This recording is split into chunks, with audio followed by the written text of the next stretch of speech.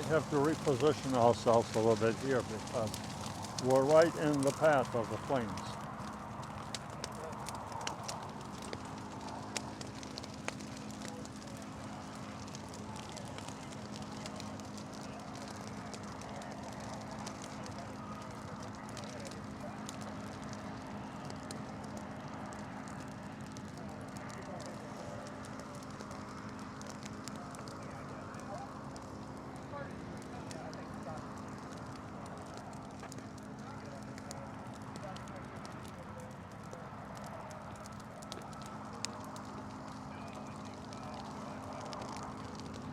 We're seeing a lot of interesting fire behavior.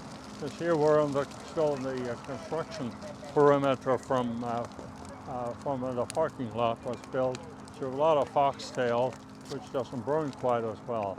But once the fire gets into the tall prairie grasses, that of course will make a huge difference as far as flame intensity and flame height and just plain old scorching heat is concerned. The crews are really professional, proceeding very, very carefully, which out here over next to an interstate, of course, is super important.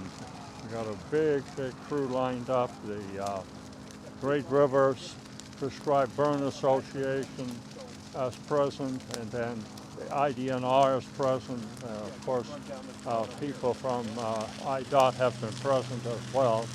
And now we can see on the other side where the prairie grasses are burning, and it's just a tremendous difference in fire response. Those are the native grasses. The foxtail, of course, are actually agricultural weeds and are today a big part of our system. But they will go away eventually, especially with getting the prairie vegetation going. They'll make a big, big difference. Prairie fires are awesome. The early descriptions of it from the early 19th century really describe it, especially at night when the fire during low humidity days would travel as much as 100, 200 miles in a week's time. That's when it was all prairie and native vegetation, of course. But it's a rejuvenation process too. People think you're putting a lot of soot in the air, a lot of carbon in the air. You're putting a tiny amount of carbon in the air, but at the same time, the prairie vegetation is socking away 5 to 6 tons of carbon annually per year. And so for this little 10-acre patch, we're looking at 50 to 60 tons of carbon that we are soaking away, putting away in the soil, in the root systems. And that today, with our concern about climate change and this whole thing, should really loom big.